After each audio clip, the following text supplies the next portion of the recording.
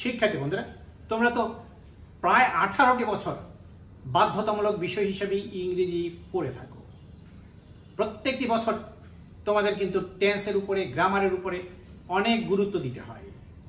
কিন্তু তোমরা কি জানো টেন্সের মাধ্যমে অর্জিত ইংরেজির জ্ঞান এফএম মেথডের মাধ্যমে অর্জিত ইংরেজি জ্ঞানের অনেক নিচে পড়ে থাকে? চলো দেখে নিই। শিক্ষার্থী বন্ধুরা, এফএম মেথডে কোনো টেন্স গ্রামার প্রয়োগ করে ইংরেজি শেখানো হয় না। তাহলে কিভাবে শেখানো হয় সেই বিষয়টি বোঝার জন্য, উপলব্ধি করার জন্য তোমাদের ধারণাটি একেবারে পরিষ্কার করে নাও। মনে করো কোনো লোক যদি সিলেটে পৌঁছাতে চায়, তার মানে কোনো লোকের গন্তব্য যদি হয় সিলেটে, তাহলে তাকে কি করতে হবে? সে যে জায়গা থেকে সিলেটে যাবে সেই জায়গায় তাকে একটি যানবাহন চুজ করতে হবে। কেমন যানবাহন চুজ করতে হবে? সেই ধরনের যানবাহনই তাকে চুজ করতে হবে যে যানবাহন ঠিক সিলেটেই যাবে। যদি কারো গন্তব্য হয় চট্টগ্রামে, তাহলে যে স্থান থেকে সে চট্টগ্রামের উদ্দেশ্যে রওনা হবে সেখানে তাকে এমন একটি যানবাহন চুজ করতে হবে যে যানবাহনের গন্তব্যই হবে চট্টগ্রামে। কারো যদি গন্তব্য হয় খুলনায়, তাহলে যে স্থান থেকে সে রওনা হবে সেই স্থানে তাকে এমন একটি যানবাহন চুজ করতে হবে যে যানবাহনের গন্তব্যই হবে খুলনায়। তাহলে কি বুঝলাম? তুমি যদি সঠিক গন্তব্যে, লক্ষ্যে পৌঁছাতে চাও, তাহলে তোমার লক্ষ্য বা গন্তব্য প্রথমে নির্ধারণ করতে হবে। তারপরে সেই স্থানে পৌঁছার জন্য তোমাকে সঠিক যানবাহন চুজ করতে হবে। এই কনসেপ্টটি বুঝলেই তুমি এফএম মেথড খুব সহজে উপলব্ধি করতে পারবে, বুঝতে পারবে। আমি কিন্তু 1986 সাল থেকে এফএম মেথড নিয়ে গবেষণা করেছি। 4 দশক পার হয়ে গেছে আমার গবেষণার বয়স। এই সময় আমি লন্ডন, প্যারিস এবং কলকাতা থেকে পুরস্কৃত হয়েছি। Mr. Mohammed Faraz Makul, CEO, and Mrs. Sayada Akhter Reka received the International Quality Crown Award here in London 2010. Congratulations, FM Institute, Bangladesh. Mr. Mohammed Firoj, representing his company as CEO from Bangladesh. আমি BCS education ক্যাডারের একজন ইংরেজির অধ্যাপক, গবেষক। আমি প্রচলিত উদ্ভট, অবাস্তব, অস্বাভাবিক, অবৈজ্ঞানিক, চরমভাবে ব্যর্থ টেন্স গ্রামারের পদ্ধতির প্রতিবাদ করে আমি সরকারি কলেজের ইংরেজি বিভাগের অধ্যাপনার চাকরি স্বেচ্ছায় পরিত্যাগ করেছি। আমি ছাত্র জীবনে 5 বার ইংলিশ ডিবেট অ্যান্ড স্ট্যাটিস্টিক্স কম্পিটিশনে কোয়ালিফাইড হয়েছি। 37 foundation training for BCS general education, অর্থাৎ বিসিএস এডুকেশন ক্যাডারের 37তম বুনিয়াদী প্রশিক্ষণে আমি সরকারি কলেজের শিক্ষকদের মধ্যে ইংরেজি ডিবেট কম্পিটিশনে গোল্ড মেডেলিস্ট হয়েছিলাম। আমি ইংরেজদের পদ্ধতি টেন্স গ্রামারকে বাদ দিয়ে আমি বাঙালিদের জন্য পদ্ধতি উদ্ভাবন করেছি, যার ফলে তোমাদেরকে আমি আগেই বলেছি ইংরেজদের দ্বারা উদ্ভাবিত ইংরেজি শিক্ষা পদ্ধতি ইংরেজি ভাষাকে মাধ্যম ধরে উদ্ভাবিত। যেহেতু তারা ইংরেজদের জন্য উপযোগী করে তৈরি করেছে, সেজন্য তারা ইংরেজি ভাষাকে মাধ্যম ধরে সেটি উদ্ভাবন করেছে। অন্যদিকে আমি যেহেতু বাঙালিদের জন্য উপযোগী করে তৈরি করব পদ্ধতি, সেজন্য আমি বাংলা ভাষাকে ভিত্তি করেই গবেষণা করেছি।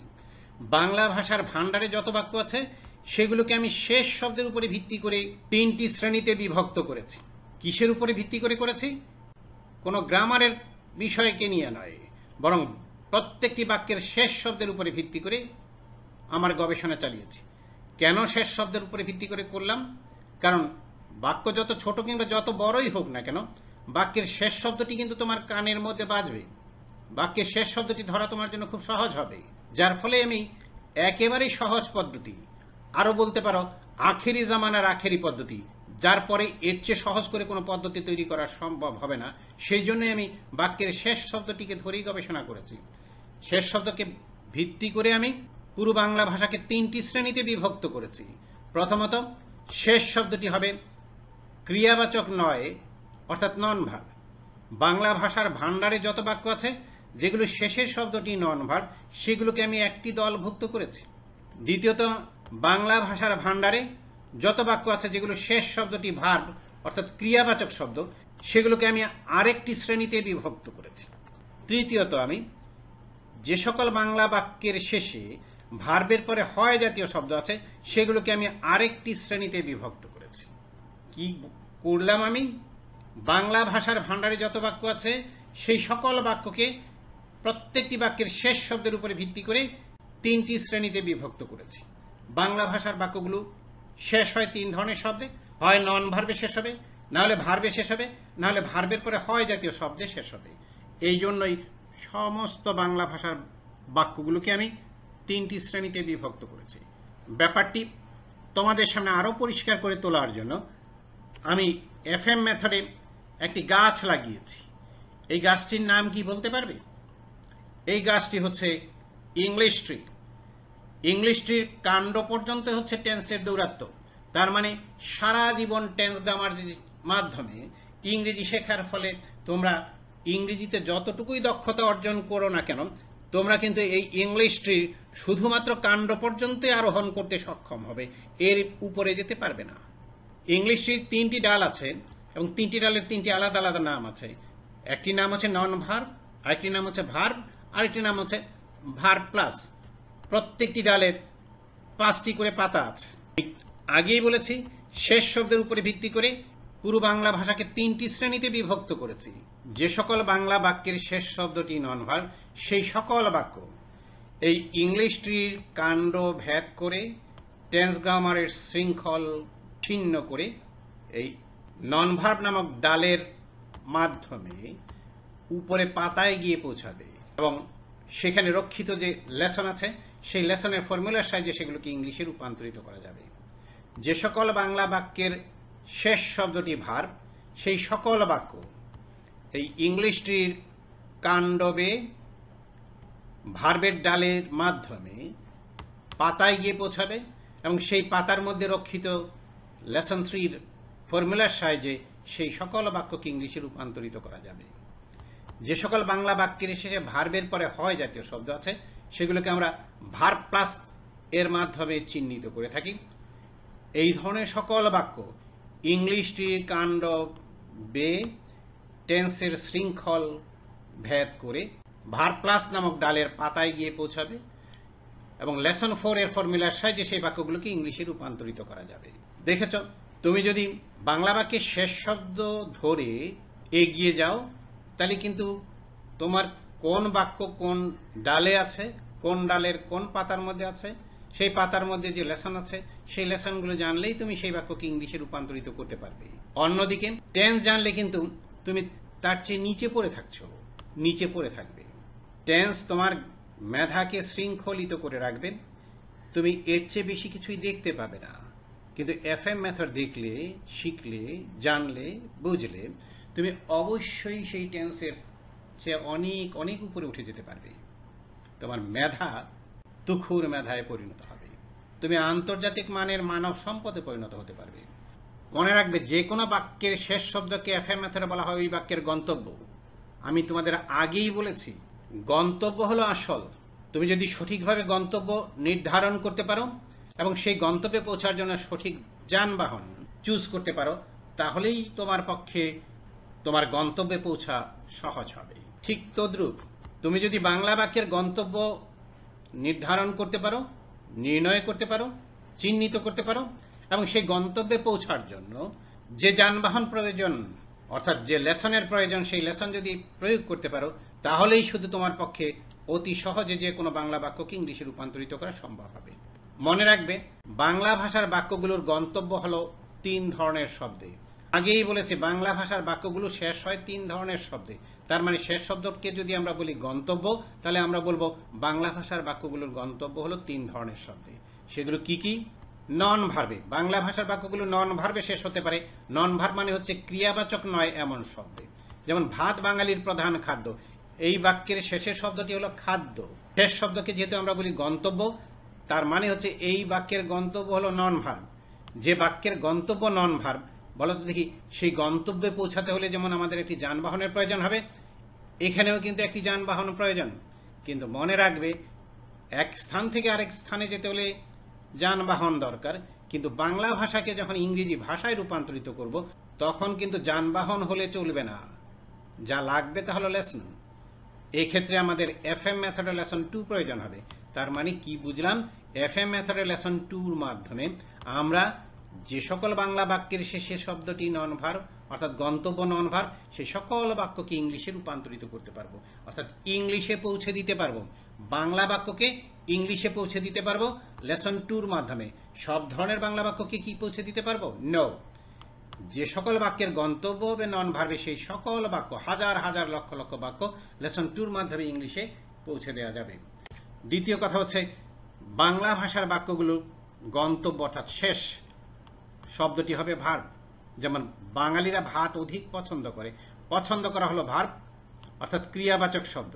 কাজে এই গন্তব্যে পৌঁছাতে হলো একটি যানবাহনের প্রয়োজন।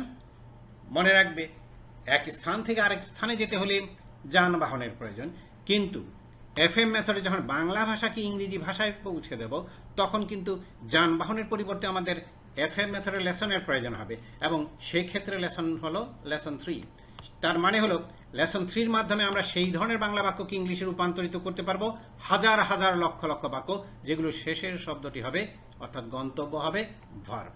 3 নাম্বার হলো, ভার্বের পরে হয় জাতীয় শব্দ থাকবে। যেমন ভাত সহজে রান্না করা হয়, এখানে রান্না করা হলো ভার্ব, তারপর হয় আছে। এই ধরনের বাক্য অর্থাৎ গন্তব্য ভার্বের পরে হয় জাতীয় শব্দ হলে সেই গন্তব্যে পৌঁছার জন্য একটি যানবাহন দরকার। এক স্থান থেকে আরেক স্থানে যেতে হলে যেমন যানবাহনের দরকার, কিন্তু বাংলা ভাষাকে ইংরেজি ভাষায় রূপান্তরিত করতে হলে যানবাহনের প্রয়োজন নেই, প্রয়োজন হলো এফএম মেথডের লেসনের।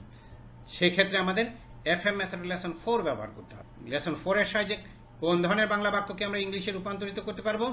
যে সকল বাংলা বাক্যের শেষে ভার্বের পরে হয় থাকবে, ভার্বের পরে হয় জাতীয় শব্দ থাকবে। এবার আমরা একটি পরীক্ষা করে দেখি। আমি নিচে তোমাদেরকে কতগুলো বাক্য দেব, তোমাদের বলতে হবে সেই বাক্যগুলো কোন লেসনের মাধ্যমে ইংরেজিতে রূপান্তরিত করতে হবে। 1 নাম্বার বাক্যটি হলো, আমরা এফএম মেথডে ইংরেজি শিখি। বল দেখি, এই বাক্যের গন্তব্যটি কি? নন ভার্ব নাকি ভার্ব নাকি ভার্ব প্লাস? শেখা হলো কাজ, কাজে ভার্বের ডালের বাক্য হওয়ার কারণে লেসন 3 এর মাধ্যমে এটিকে ইংলিশে রূপান্তরিত করতে হবে। 2 নাম্বার বাক্যটি হলো, এফএম মেথড বাঙালিদের জন্য অত্যন্ত কার্যকরী একটি পদ্ধতি। এফএম মেথডে বাংলা বাক্যের শেষ শব্দকে বলা হয় ওই বাক্যের গন্তব্য। এই বাক্যের গন্তব্যটি হলো পদ্ধতি। পদ্ধতি শব্দ দ্বারা কোনো কাজ করা বোঝায় না, অতএব এটি নন ভার্ব, আর নন ভার্বের ডালের বাক্য হওয়ার কারণে 2 নাম্বার বাক্যটি লেসন 2 এর মাধ্যমে ইংলিশে রূপান্তরিত করতে হবে। 3 নাম্বার বাক্যটি হলো, টেন্স গ্রামার ছাড়াই এফএম মেথডে ইংরেজি শেখানো হয়। এই বাক্যের গন্তব্য হলো শেখানো হয়, ভার্ব প্লাস হয়, কাজে ভার্ব প্লাস ডালের বাক্য হওয়ার কারণে এফএম মেথড লেসন 4 এর মাধ্যমে এটিকে ইংলিশে রূপান্তরিত করতে হবে। 4 নাম্বার বাক্যটি হলো, এফএম মেথডে বাংলা ভাষার বাক্যগুলি 3টি শ্রেণীতে বিভক্ত। এই বাক্যের গন্তব্য হলো বিভক্ত। বিভক্ত শব্দটি নন ভার্ব হওয়ার কারণে এফএম মেথড লেসন 2 এর মাধ্যমে সেটিকে ইংলিশে রূপান্তরিত করতে হবে। 5 নাম্বার বাক্যটি হলো, আমরা 3 ধরনের বাক্যগুলোকে ইংলিশটির 3টি ডালে সাজিয়ে রাখি। এই বাক্যের গন্তব্য হলো সাজিয়ে রাখা। এটি ভার্ব হওয়ার কারণে লেসন 3 ফর্মুলার সাহায্যে ইংলিশে রূপান্তরিত করতে হবে। 6 নাম্বার বাক্যটি হলো, প্রতিটি ডালকে ওই ডালের বাংলা বাক্যগুলোর ধরন দ্বারা নামকরণ করা হয়। নামকরণ করা হলো ভার্ব, তারপর হয় জাতীয় শব্দ। তার মানে এই বাক্যটি ভার্ব প্লাস নামক ডালের বাক্য হওয়ার কারণে এফএম মেথড লেসন 4 এর মাধ্যমে এই বাক্যকে ইংলিশে রূপান্তরিত করতে হবে। 7 নাম্বার বাক্যটি হলো, প্রতিটি ডালে পাতার সংখ্যা 5। এই বাক্যের গন্তব্য হলো 5।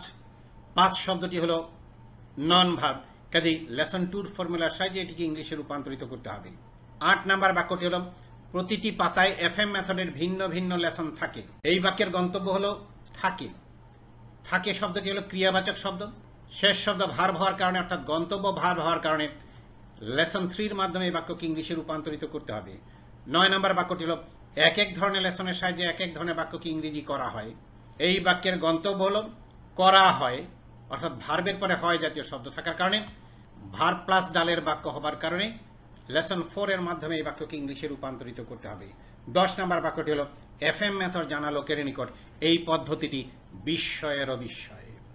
এই বাক্যের গন্তব্য হলো অর্থাৎ শেষ শব্দটি হলো বিস্ময়। বিস্ময় শব্দ দ্বারা কোনো কাজ করা বোঝায় না, অতএব নন ভার্ব বিশিষ্ট বাক্য হওয়ার কারণে এটি এফএম মেথডের লেসন 2 এর মাধ্যমে ইংলিশে রূপান্তরিত করতে হবে। শিক্ষার্থী বন্ধুরা, তোমরা এবার খুব গভীরভাবে উপলব্ধি করার চেষ্টা করো। এই প্রত্যেকটি বাক্যকে ইংরেজদের অর্থাৎ প্রচলিত পদ্ধতিতে তোমরা যেভাবে ইংরেজি শিখেছ, সেই শিক্ষা পদ্ধতির মাধ্যমে যে তোমরা দেখতে শিখেছ, সেই চোখ দিয়ে এই প্রত্যেকটি বাক্যের ভিতর থেকে টেন্স খুঁজে বের করাটা সহজ, নাকি কোন বাক্যটিকে এফএম মেথডে কোন লেসনের সাহায্যে ইংলিশে রূপান্তরিত করতে হবে সেটি খুঁজে বের করা সহজ, সেটি উপলব্ধি করা সহজ, সেটি জানা সহজ।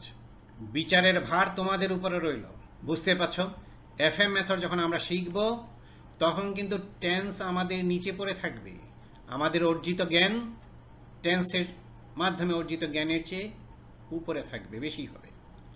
শিক্ষার্থী বন্ধুরা, এই এফএম মেথডের কোর্স করতে হলে এই 4টি বই তোমাদের অবশ্যই সংগ্রহ করতে হবে। বইগুলো কুরিয়ারের মাধ্যমে সংগ্রহ করতে পারো, এখানে দেখানো ফোন নাম্বার থেকে অথবা রকমারি.com থেকে তোমরা বইগুলো কালেক্ট করে নিতে পারো। ধন্যবাদ।